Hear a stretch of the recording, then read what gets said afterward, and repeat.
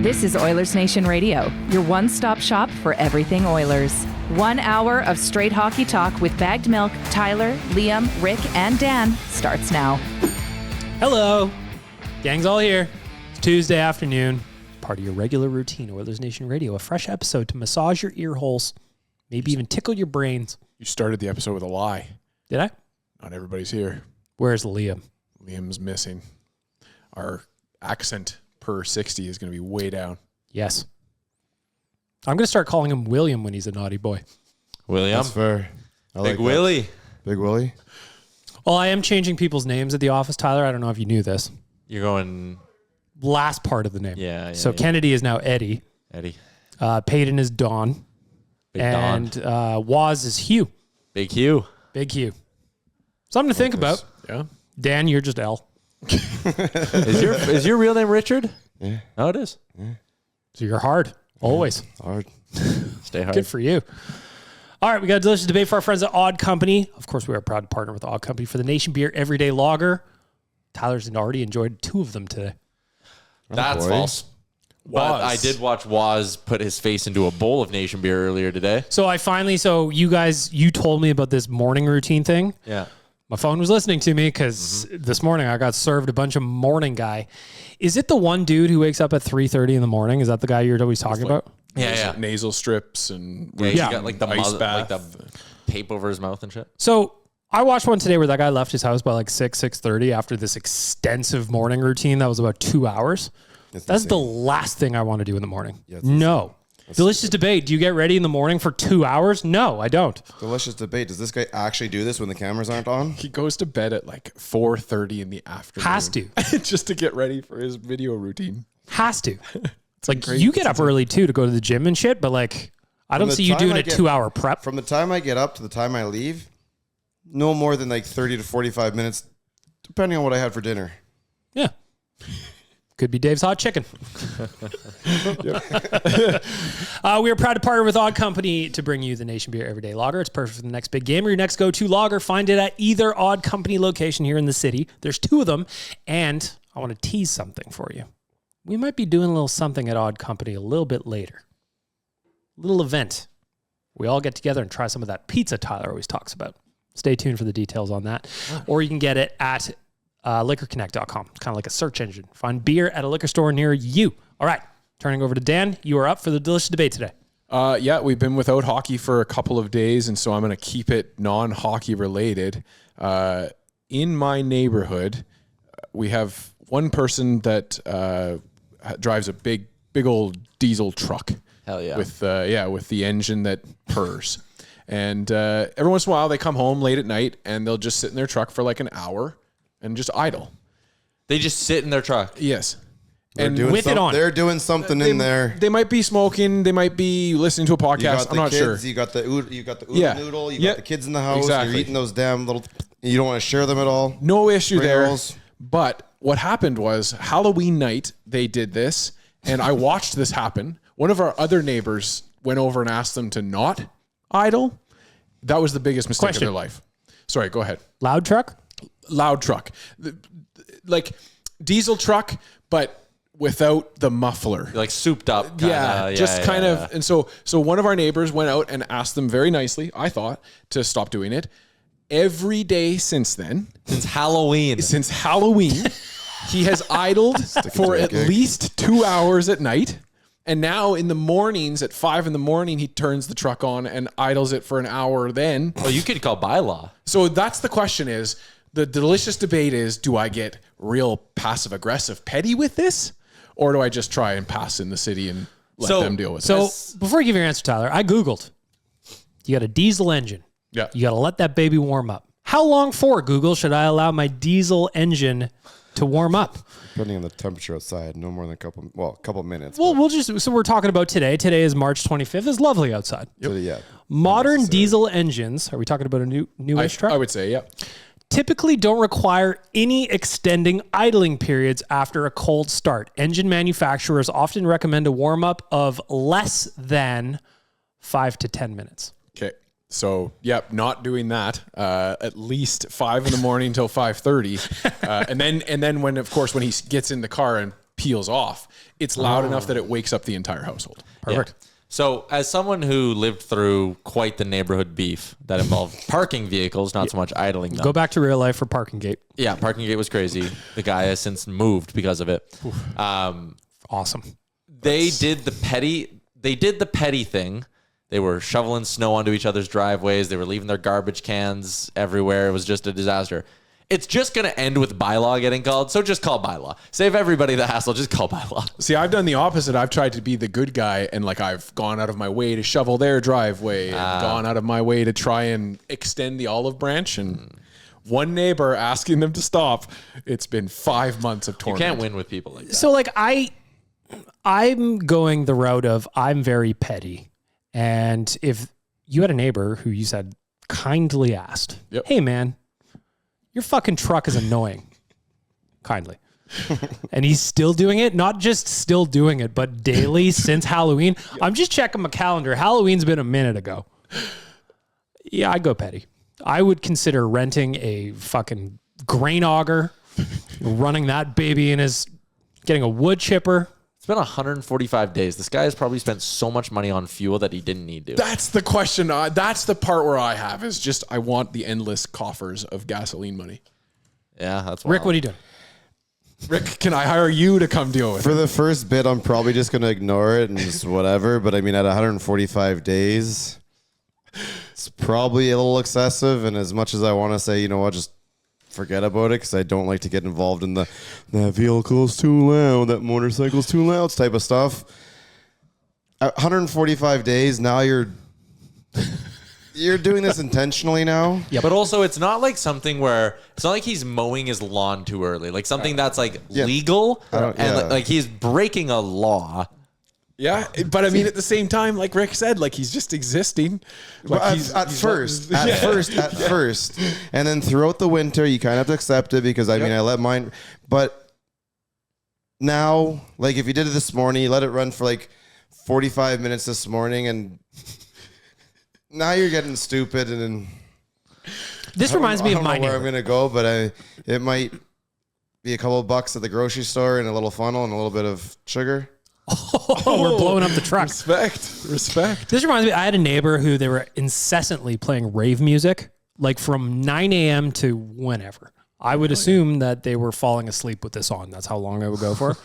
I am also like Rick, where I don't care. Like sometimes you're loud and sometimes I'm going to be loud, so just deal with it. Yes, people living. But this was daily. And eventually I saw them. I'm like, what the fuck is with Dead Mouse at 9 a.m.? I'm a fan. Ghosts and stuff, great jam. I don't want to hear it. You're shaking my house and you're scaring my dog. Stop it. And they did. Oh, wow. Sometimes we get the rave music, but it's not crazy loud anymore. So I think this guy needs a little bit of, he needs that ticket. But he's doing this like That's why he needs the ticket. intentionally. This is now petty. That's He needs why the you ticket. can't. Yeah, that's why you can't just go be like, please. You gotta just be like, Oh, dude, you tried that already. Tried that. we're gonna hit you in the wallet. Yep. Well, he's already hitting himself in the wallet. Hit him with a double dose. Yeah. I don't know how much a noise violation is for a bylaw ticket, but it's probably a healthy tank of gas. Maybe. I don't know how much a tank of diesel is. I don't think he's too worried about a tank of gas. Clearly not. Nope, money is no option. But keep there you hitting go. them. Keep hitting them. There you go. Delicious. In the meantime, Dan, I encourage you to enjoy Nation beer while you relax and don't worry about your neighbor. I have a hockey one. Fine. Jacob Chychrun signed a big extension today. So boring. 8 years by $9 million. Yep. With the Chychrun contract in mind, does it change your prediction on what Evan Bouchard gets this summer? No, because I always assumed he was getting over 10. Over 10. Yep. I hoped that Darnell Nurse was going to be his ceiling, but that quickly changed when I saw a 2 year older. You said 2 years Year and older? a half. Year and a half Yep. older player get Year and a half older than who? Bouchard. Or Nurse? Okay. and arguably not as good offensively as what Bouchard is, and Probably not arguably. valuable to this team. And- So Not even close offensively. And I mean, defensively, you could say you can maybe give Chychrun an edge, but I'd also say he's played 200 more games and is starting to figure it out. So, there's a difference there. Yeah. Well, what do you think? Yeah, I was kind of the same boat as Dan, where I was like, I wonder if they're going to give Bouch like 9.3. And like, Kate, you're our highest paid defenseman. You get a tick more than Nurse. That's it. That's the line we're drawing. Now I'm looking at the Chychrun deal, and it's like, yeah, Bouch is getting 10. I don't know, man. Like, there's still the whole aspect of, do you guys want to win on this team?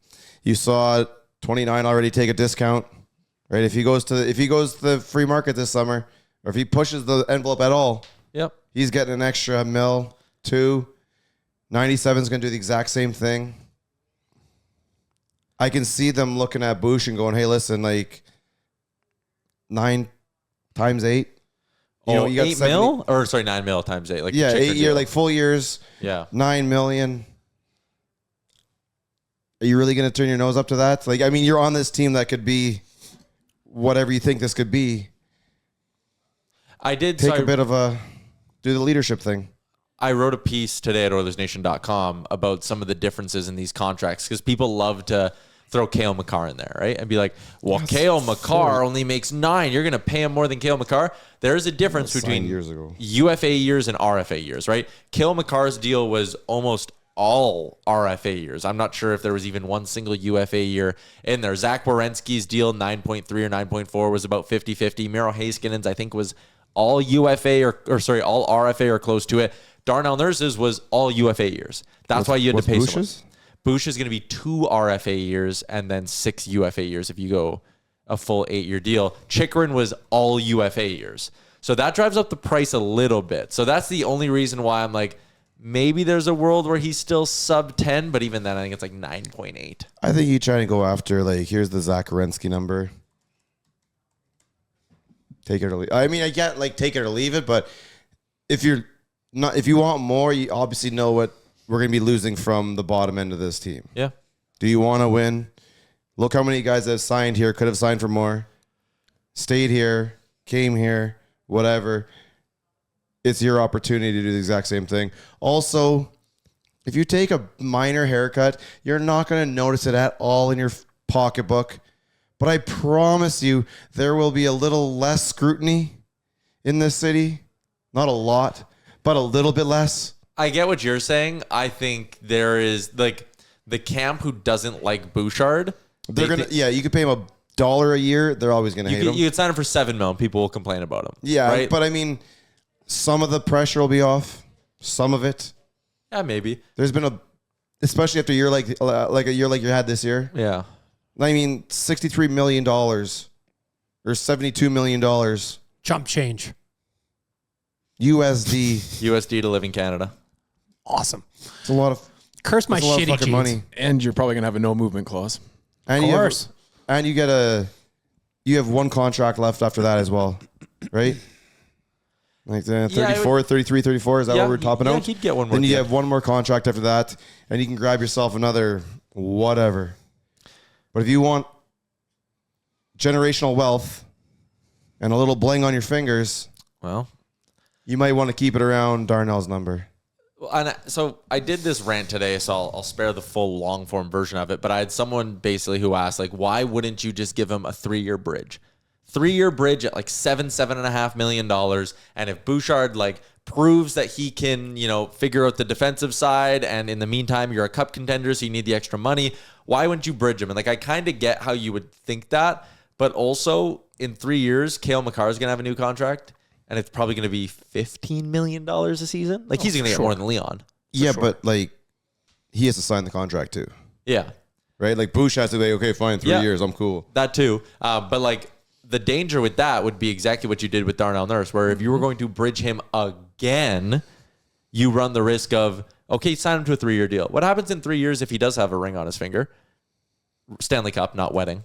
And Cale Makar is making 15, and Bouch has 2 more postseasons of like being the best defenseman in the playoffs. You might have to pay him 14 at that point.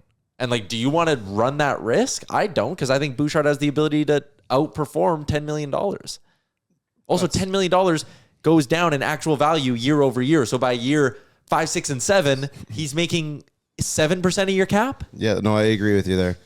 I think that's kind of what you have to sell it to him as. Yeah. And I think in that room, he's not new to the room. He's been there a while. I know this year he kind of lost a bunch of his closer buddies. Mm-hmm. Maybe that's something. but you're still looking at Connor and Leon and whoever else comes here. I mean, they were trying to get Rantanen. Yeah. They're obviously willing to swing the bat. Dude, you want to be part of this or not? Yeah. I just think like with Bouch, he's already proved he can be a point per game defenseman. He did it last year. Not the same this year, fine. I don't want to do the Darnell Nurse thing again because granted it was a different time when they had to bridge Darnell Nurse for the second time, but then it ended up as a 9.25, which whatever. To Tyler's point, a bridge on a 3-year at 7 or 8 or whatever the number happens to be is turning into 14 or 15. Yeah, and you're only doing it to save what, $2.5 million for the first few seasons? Like, you're trying to save $2 to $2.5 million for the first few seasons and running the risk that you'd be costing yourself $4 million a year for the final 4 or 5 years. A smart, savvy team would use his performance this year to try and drive it down but for sure. Yeah, but there's still like his agency on the other side. There's there's two sides to this. Of course. So. But to me, if the team is going to offer him any money, it's now, this season. Yeah. I do think coming into the season, like the idea that Bouchard was ready to take a big step forward and maybe score 25 plus goals and be a 90-point defenseman. Do we have predictions? 30 goals. Do we have predictions? Did we do Bouch? We had to have definitely done did. Bouch predictions. We we were did all- Bouch points. Well, I mean, a chunk of us were. What do we got for points? I had 92. Dan had 84. Rick had 89. Liam had 92. BM had 90. So I think it's probably going to be Dan who ends up. Just a bit outside. Didn't we go goals too? Didn't we have him like in the 30 range, north of?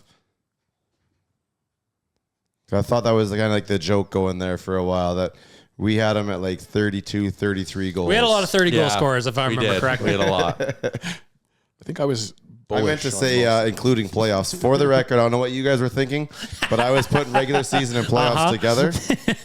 Yeah, me too. Yeah, if Jeff Yes. Skinner's numbers could be All bridged of my together. predictions from the preseason are Well, if being Nugent adjusted. scoring at the rate he's going now, he will get to his numbers by the end of the year. Well, we're going to talk about him for sure.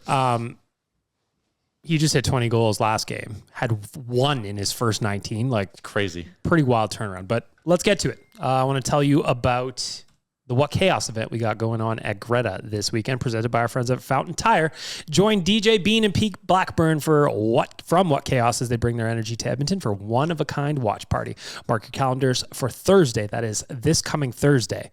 It's a ticketed event. Go to nationgear.ca, get your tickets. We're going to have a joint pre-gaming, joint post-game. We're going to have all kinds of activations and activities during the game. I'm excited about it. The boys are a lot of fun, and I think you'll have a lot of fun as well. Go to nationgear.ca, grab your tickets before it sells out.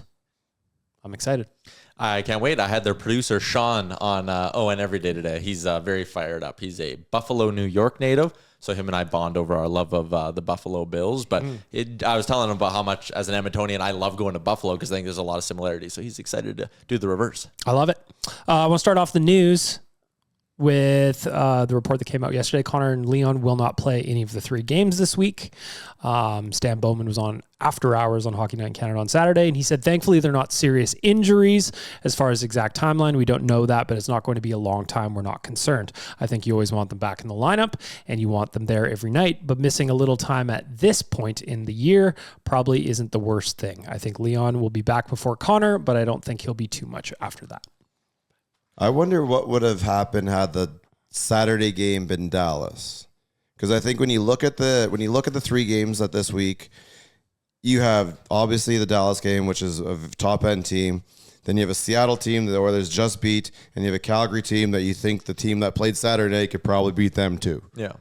Right? So why put them in for the Dallas game when you know right afterwards those are 2 games that you could probably win without? And this way you can give them another week, another 3 games off, another week rest.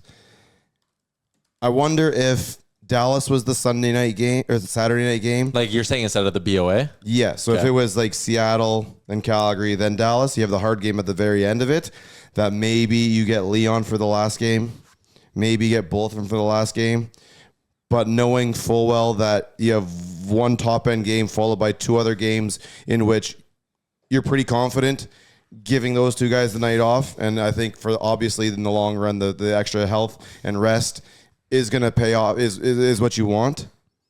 And then secondly, I do believe that they probably look at this and go, we're confident adding Connor, Leon, Trent, Frederic, and Evander Kane to this lineup and playing, at worst, a 7-game series versus LA with LA having the home ice advantage. I still think we're the better team. I still think we win that division. I don't think home ice really changes that. So if you just give them the extra time off, even in worst case scenario, we finish third in the division. We play LA in LA to start, but we have a far better team, especially when 2 of those guys are coming back super duper healthy. So I as much as I said last week when we first heard and kind of went off knob blocks, up to a week and about a week or whatever the hell he said, having thought about it more afterwards and hearing what they said yesterday, I do think they're kind of going, all right, let's see if we give them worst case scenario. We play LA in LA with everybody. We got them either way. That's not a worry. Or 2, let's get through these 3 games and see what we got. I don't think it's as bad as it feels. I agree. And again, especially watching on Saturday and then hearing some stuff, I chatted with Louis on Monday that the room he could tell was a little bit loose, almost like guys were more excited for that game against Seattle. They're recognizing the challenge and the opportunity some of them are going to get.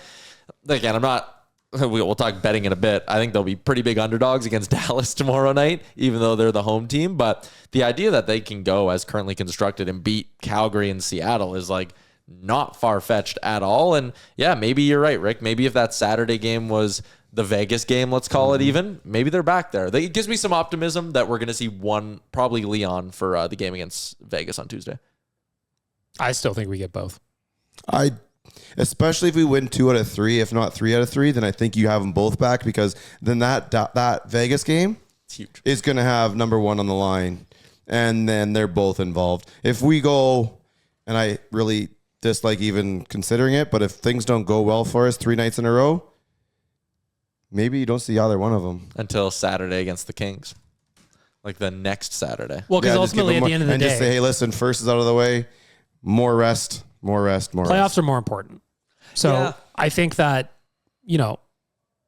I had dinner with Gregor last night, and he was talking about how important it is to get these 2 guys healthy going into the playoffs, and that's more important than even winning home ice. Or the heart, or all that stuff that Liam's involved in. And he goes, well, if you think about it, you want the division, always. You want home ice. I get it. But he goes, look at Tampa when they won cups. They finished 4th, 5th, 6th in the Eastern Conference. It wasn't like they won everything running away, but they still won the cups. So getting those guys healthy is more important than necessarily the slotting. And I thought he made a really compelling argument. And do you honestly think that LA's home ice advantage is going to change that series in an Edmonton LA series with a healthy roster on our side?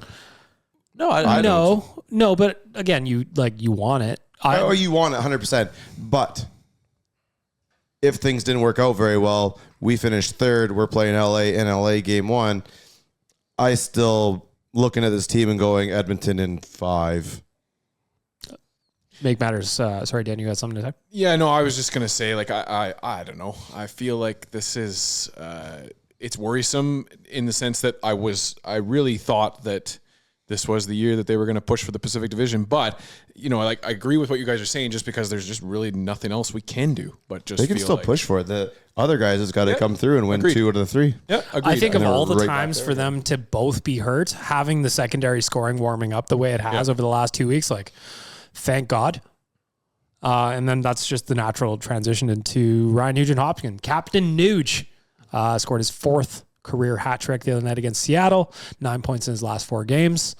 If those guys can keep it up, there's no reason why they shouldn't be above 500, even in the stretch without Connor and Leon.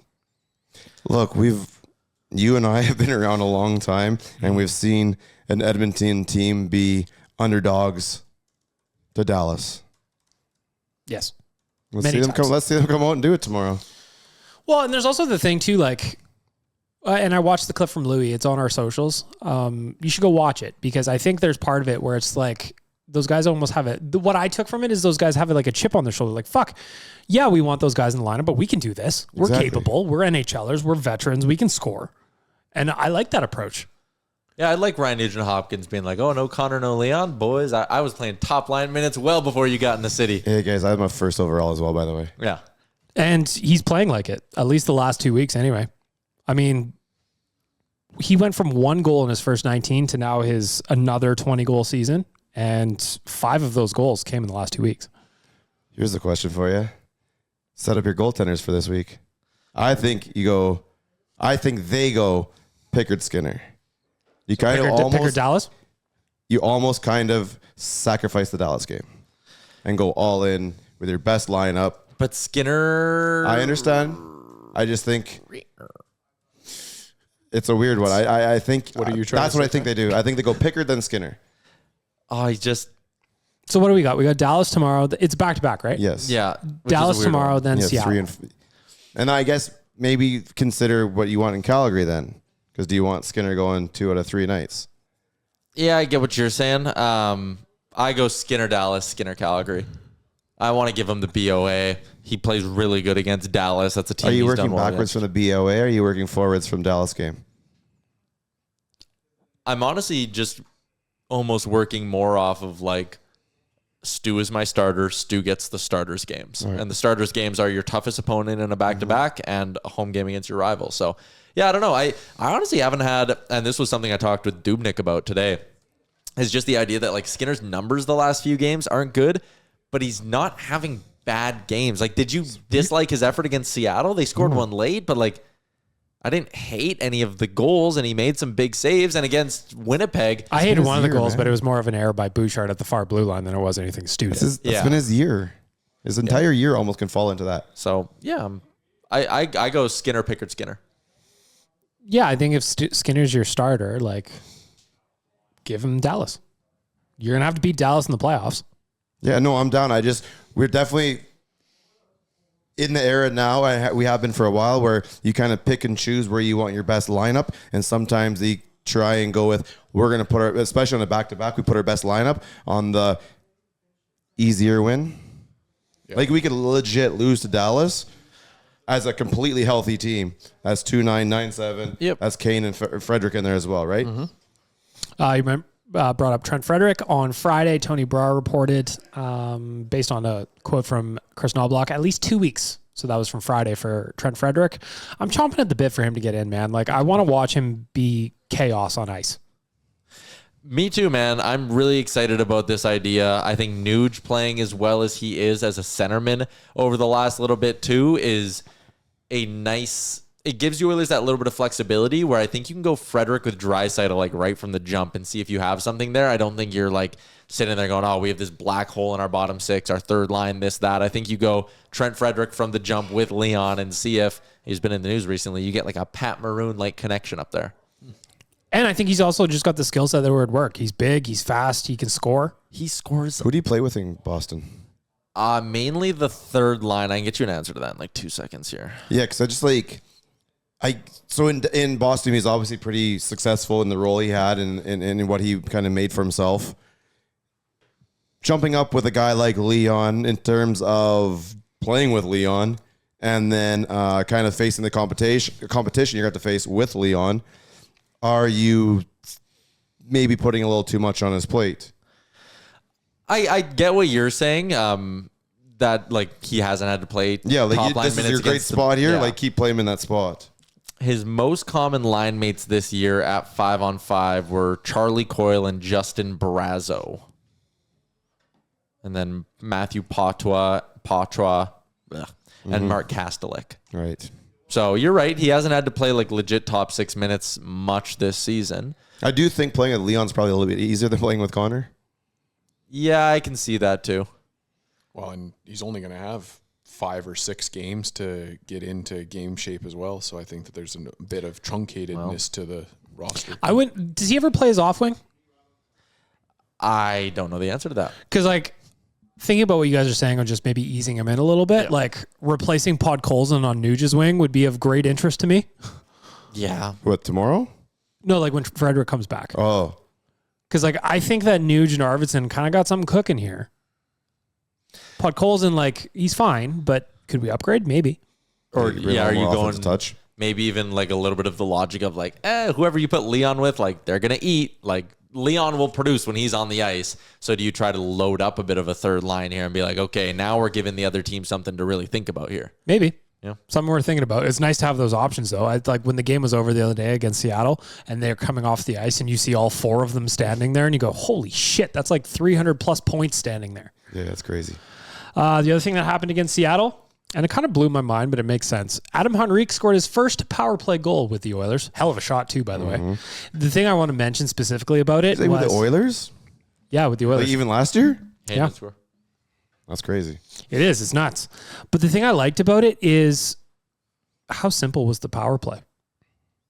It was about shooting and getting to the net. We've been saying that, right? Like keep it simple. Obviously, when you have those other 2 guys on the ice, They're you really so can't- creative that like Yeah, it is. You kind of, and we never really get to see the second power play happen all that often.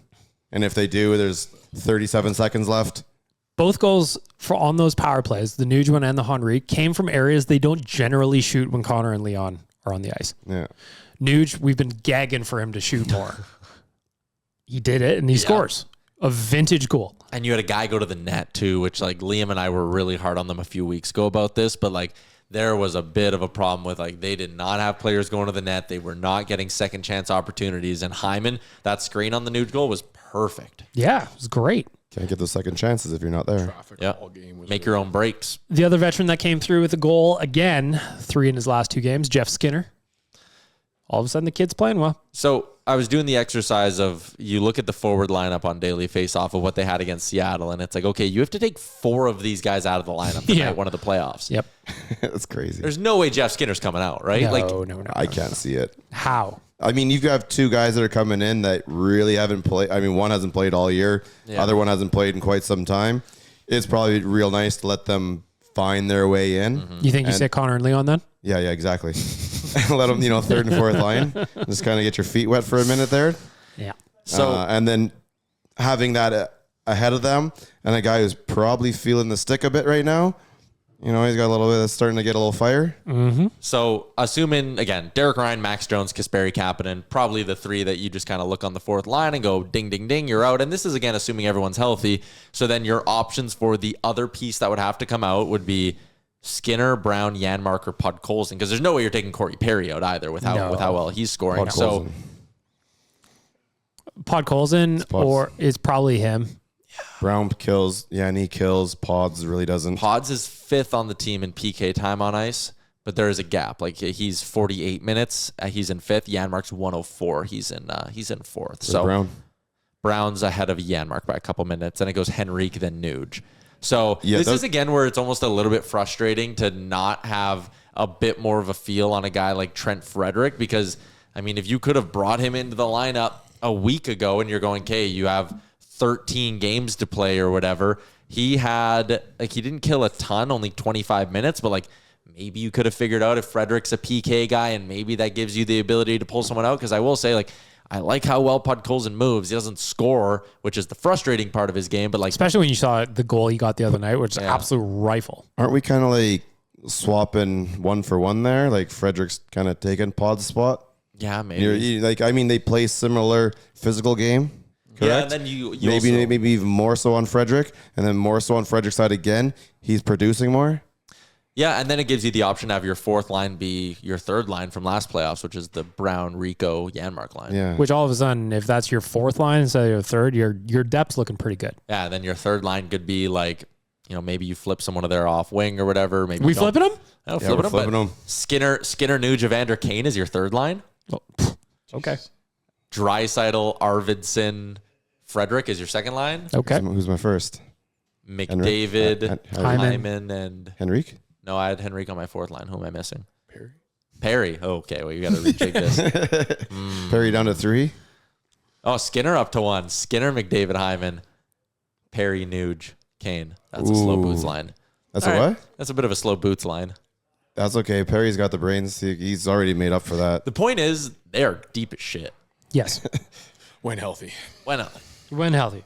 Always the caveat. Yep. The other thing that came out of Saturday that absolutely erupted on our website and just kind of around the internet in general. Again, Stan Bowman was the guest on After Hours.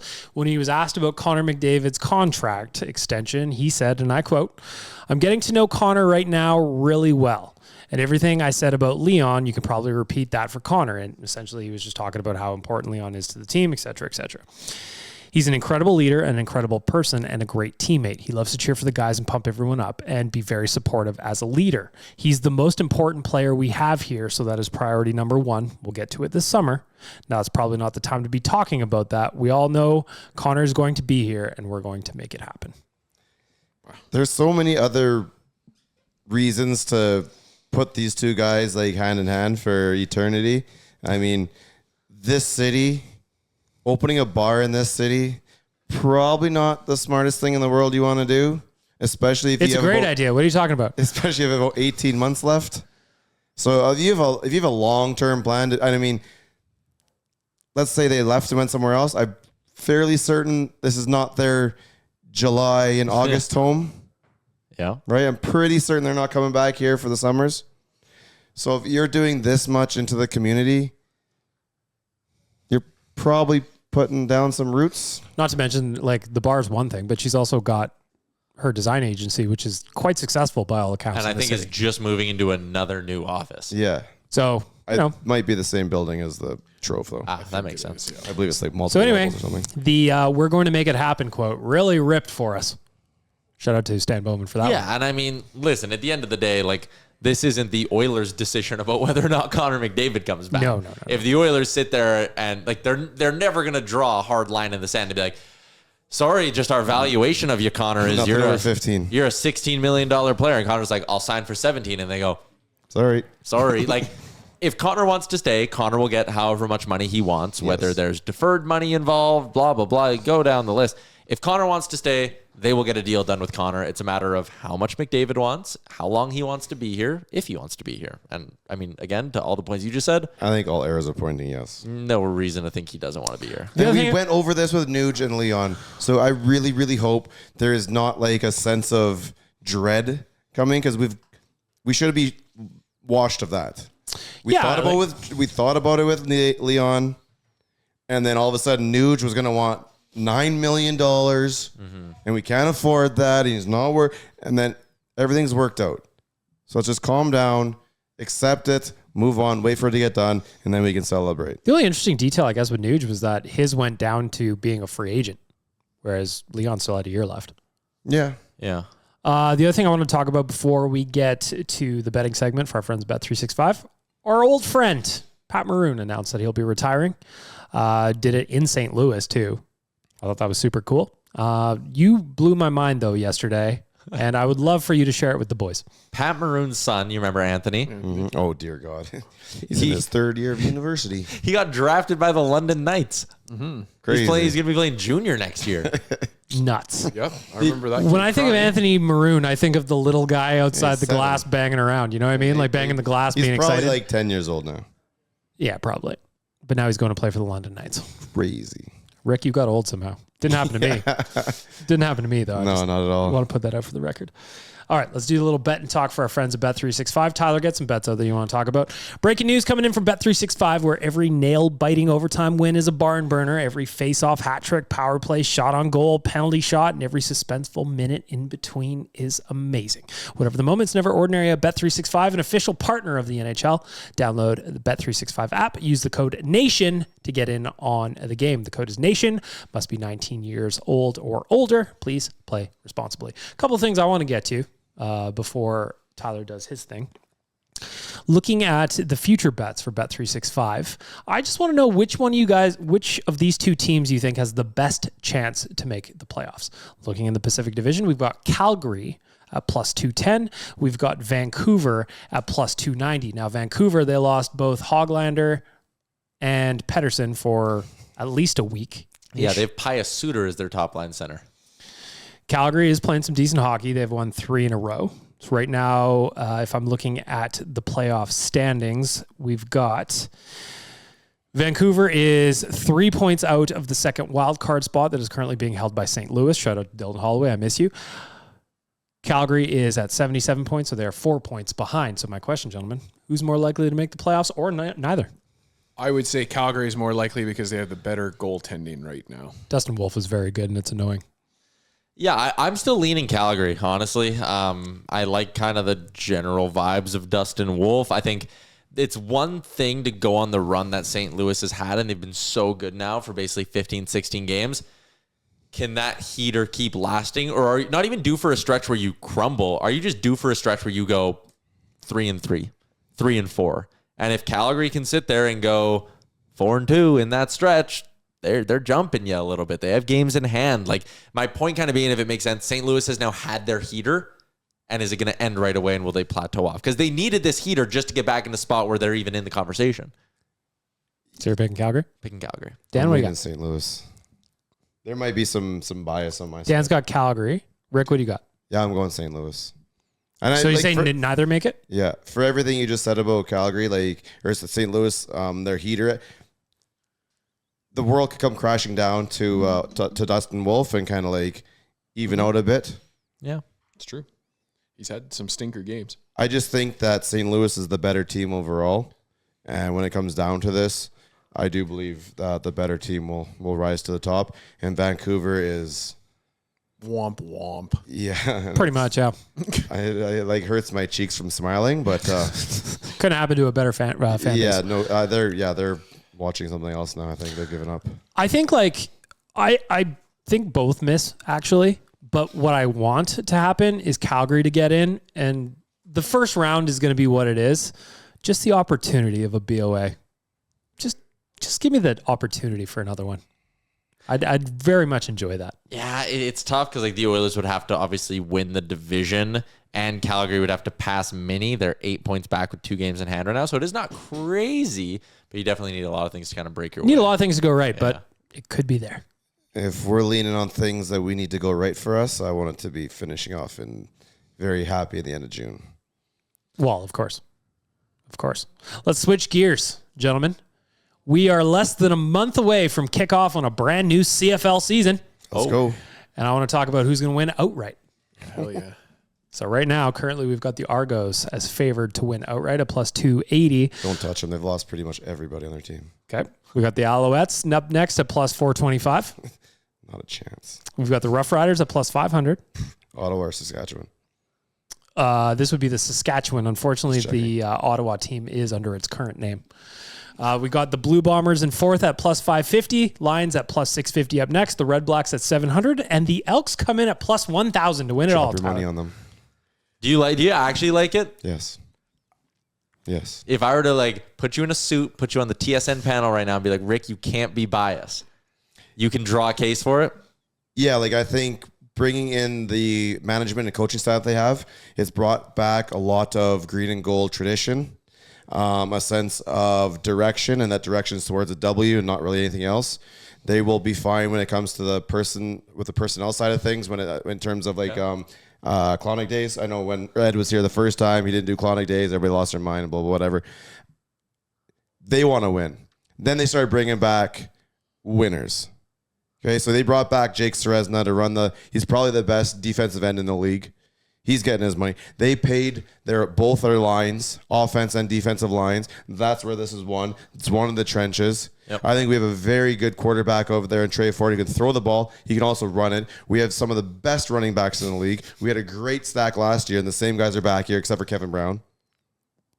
I honestly do believe that. And then you look at our division, BC, they've flopped a bit. Saskatchewan's always going to be where they are.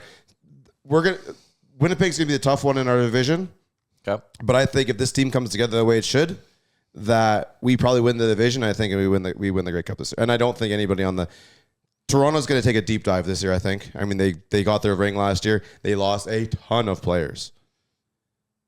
I'm putting on the green and gold. You know what, Rick? In fact, I already have. I'm already 2 bets deep, I believe. 2 individual Grey Cup bets. Yeah, I think I'm in with Rick. I'm chasing. I think I have him at plus 1,800, I believe. What's the price point where you get in on Leon Draisaitl to win MVP? What's it at right now? 400. Plus 400. I think the price is, I'm watching it like the stock market.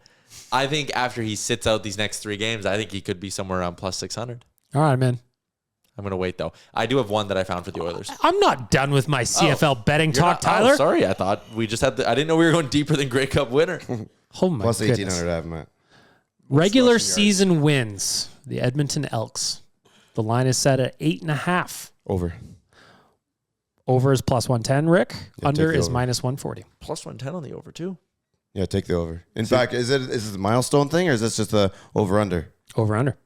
Oh, because I'd like, if you can see what they're at for like 11 games. Wow, bullish on the Elks this year. Yep. There you go. A little CFL talk on Oilersnation Radio for you today. Tyler, over to you. I had the Oilers season total over under. It's set at 102.5 points. So they would have to get 16 points in their final 12 games, which is an 8-4 record. They can do that. What's the odds? Minus 110 on either side. Life's too short to bet the under. Over. No Connor, no Leon. Over. Oh, okay. So they have to win 12 of the 8 of their last 12. 8 of the last 12. That's a Spicy taller. ticket. Even like 7-2. You have a Seattle, right? You have a Let's look Calgary. through the schedule. I think we said last week we have a little bit of like California teams. 3 San Jose's and an Anaheim. Here's what we got. So we got All Dallas. those San Jose's are at home? I don't know. I'll tell you here in a second. We got Dallas. Ridiculous. Then we got Seattle.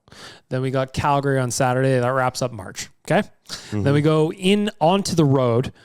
First week of April, you got Vegas, San Jose, LA, Anaheim. That's a road trip to start off April. Come back home for 2. You've got St. Louis. You got San Jose.